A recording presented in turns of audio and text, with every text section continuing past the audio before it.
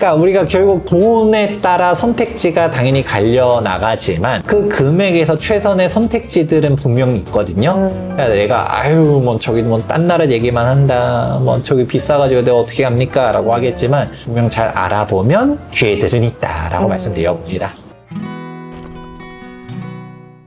작년에 정말 따끈따끈한 이 책이 나왔어요. 제목이 시장을 이기는 부동산 투자 원칙이라는 책인데요. 이 책에 대해서 간단하게 소개 좀 해주실 수 있을까요? 크게 이제 5가지 파트로 해서 나눠서 써봤는데 전 가장 첫 번째로는 이제 부동산 시장 관련된 사항들. 이제 많은 사람들이 자꾸 대한민국 부동산 끝났다, 떨어진다 라는 식으로 얘기 많이 하잖아요. 근데 여기에 대해서도 사실 부동산이라는 게 제대로 봐야 되거든요. 이게 말 하나하나는 그럴듯해 보이는데 디테일하게 보면 다른 점도 있어요. 그래서 좀 종합적으로 봐야 되는데 그러지 못하는 부분들, 이런 사항들을 갖다가 좀 푸른 시장 관련된 사항들이 첫 번째로 있고요.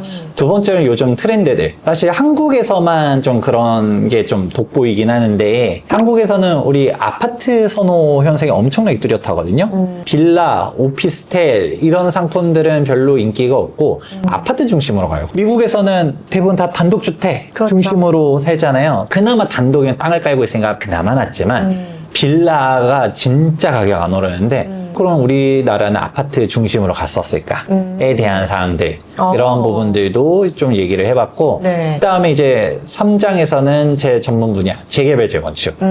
재개발 재건축이라고 하기에는 막연하게 30년 되면 다 되는 거 아니야 라고 하겠지만 이 사업성을 어떻게 분석하느냐에 대해서도 한번 써놨으니까요. 난이도는 이 파트는 좀 있을 수 있겠지만 정비사업 관심 있다 라고 하면 기준을 잡을 수 있을 거라 보고, 그 다음에는 우리가 정책에 대한 사항. 정권이 바뀌게 되면 문재인 정부 당시에 있었던 각종 규제들이 다시 되풀이될 수 있는데 규제의 역설이거든요. 양극화를 더 많이 만들게 하고 위도는 선하지만 결과는 나쁜 경우들이 되게 많은데 어느 정당을 지지하는 거를 떠나서 원인과 결과라는 건 분명히 존재한단 말이죠. 이 정책에 대해서 위도한 거와 다르게 어떤 결과들이 나오는가, 그런 각종 정부의 정책들, 과거에 어떤 현상들이 있었었고 앞으로 어떻게 될 것 같고 이런 사항들도 좀 적어놨습니다. 맨 마지막에서는 결국 입지 분석 어떻게 하는지 이렇게 총 5장 구조로 했다 보니까 내가 원하는 부분 먼저 읽어보셔도 되고, 그래도 부동산, 한국 부동산 관심이 있으시다라고 하면 입문이든 심화든 정말 잘 썼다라고 생각합니다. 재건축, 재개발은 시간을 돈으로 치환한다라는 표현을 쓰시는데 이 내용은 어떤 의미인지 좀 말씀해 주실 수 있을까요? 저도 이게 제일 직관적인 표현이라고 생각하거든요.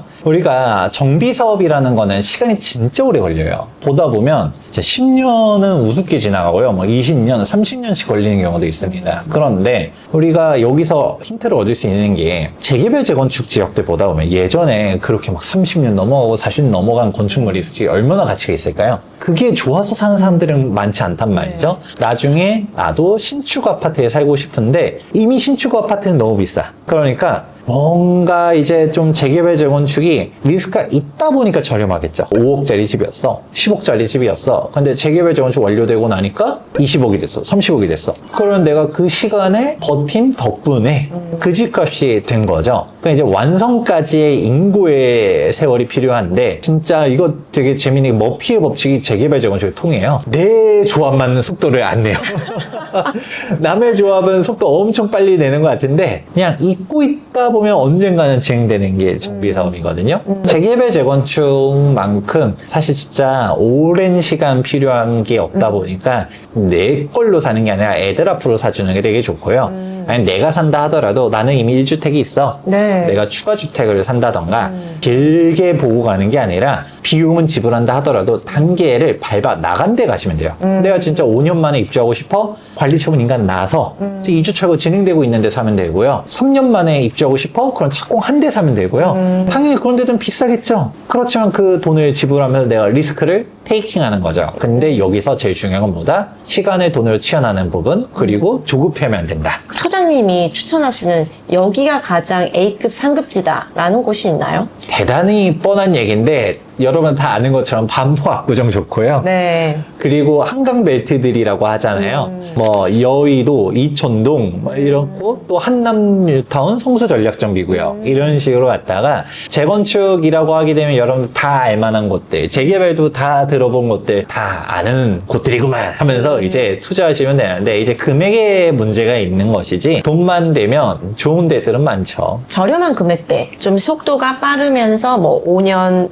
10년, 15년 이렇게 단계별로 몇 개 추천하시는 지역을 좀 더 소개해 주실 수 있을까요? 금액에 따라서 진짜 천차만별이긴 한데 예를 들어서 뭐 한남 성수 비싸다, 네. 흑성 뉴타운을 가려고 한다 하더라도 이제는 20억이 넘어가요. 관리처분 인가도 낮고 2주 다 끝나서 이제 창식은 네. 그러면 이제 입주까지 한 3년 반이면 하겠죠? 흑성 뉴타운도 되게 좋고 네. 그 다음에 노량진 뉴타운 같은 경우는 구역이 되게 많아요. 그쵸. 1구역부터 8구역까지 있는데 3구역은 관리처분 총회는 했고 인가는 아직 안 난 상태. 네. 이제 1구역은 이제 시공사 선정하고서 이제 관리처분을 향해서 준비하고 있는 단계. 나머지 2구역부터 8구역 사이에 있는 애들은 관리처분 인가를 다 받고서 2주 철거하고 있다던가 이제 철거 다 끝나고서 이제 착공 앞두고 있다던가 이런 식으로 구역이 되게 다양합니다. 네. 그러니까 속도에 따라서 내가 맞춰보면 될 것 같고 네. 동대문구에서 이문희경 뉴타운은 이제 완성이 되고 있어요. 제가 이문 1구역, 3구역, 휘경 3구역 이번에 2025년도 다 입주 줄줄이 했다 보니까 이문 3구역, 이문 아이파크자이가 여기 84 타입이 실거래가 15억 5천 찍어버렸고 네. 그래서 의외로 좀 괜찮다라고 생각하는 게 동대문구 청량리 구역으로 말하면 이제 청량리 6, 7, 제기 4, 제기 6 이런 데들이 청량리 8구역도 있구나 이런 데들이 이제 구역에 따라서 또 속도 조금씩 다르고 하니까 천차만별이긴 하지만 아직도 그래도 한 7억에서 9억 사이로 네. 투자할 수 있는 데 있으니까 여기 되게 괜찮다 보고 더 근데 금액 낮춘다 라고 하게 되면 예를 들어서 관리처분 인가나고 속도 빠른 데다 은평구에 여기 네. 가련일, 대조일, 불광 5구역 여기도 금액대들이 5, 6억씩 들어가요. 이제 어느 정도 속도가 되면 그 정도 필요하다라고 보면 될 것 같고 네. 진짜 싸게라고 말하면 노원구에 상계뉴타운이 있습니다. 당고개역 여러분들 당고개역이라고 기억하실 거고 그리고 거긴 아닌데 라고 하는 사람들 하도 많으니까 당고개라는 이미지가 좀 싫은가 봐요. 근데 역명도 바뀌었습니다. 불암산역이었나?로 바꿨는데 당고개역의 상기 2구역 같은 경우는 원래라면 관리처분 총회를 해야 됐는데 지금 조합이 이제 싸움에 들어가면서 네. 조합장을 다시 뽑겠다 뭐다 이러고 있어요. 네. 근데 오히려 그렇게 시끄러우니까 싸거든요. 지금 투자 금액이 아직 2억에서 3억 사이로 갈 수 있습니다. 그러니까 인서울 마지노선이라고 표현 많이 해요. 네. 그런데 여기는 지금 좀 지연된 게 있다 하더라도 네. 그래도 한 7년?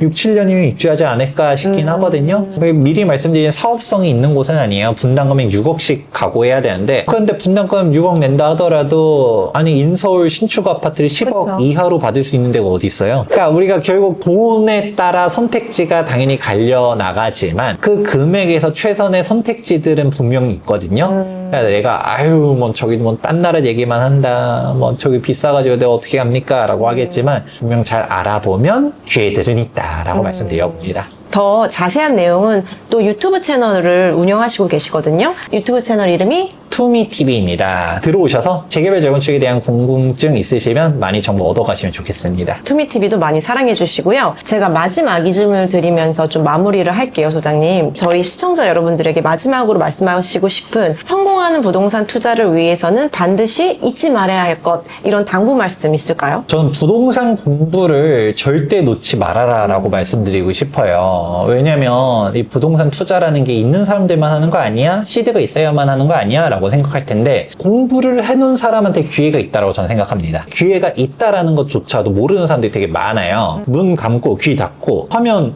기회가 와도 못 잡거든요. 우리가 기회가 최근에도 있었어요. 2022년도에 서울에도 미분양이 있었거든요. 제가 진촌주공 사람들 막 미분양이에요 막 뭐예요 막 이럴 때 제가 그거 받으라고 했는데 아무도 안 받았었거든요. 그때 분양가가 13억이었는데 지금 30억이에요. 그때는 옛날이잖아요 라고 하기에는 불과 몇 년 전에도 있었었다. 또 주식, 코인 다 공부하고 투자하시는 거 권장해드려요.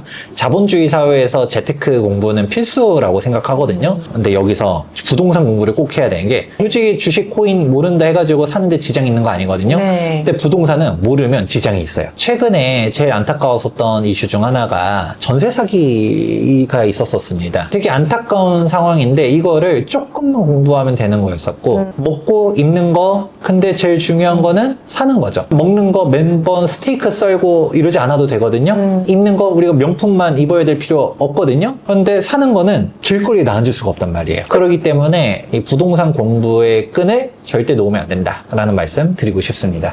지금까지 바쁘신 김재경 소장님 모시고 한국 재개발 재건축에 대해서 이야기 들어보았고요. 앞으로도 저희 채널 종종 나와주실 거죠? 네, 불러주시면 또 나와보도록 하겠습니다. 그러면은 여기까지 저희 마치도록 하겠습니다. 감사합니다.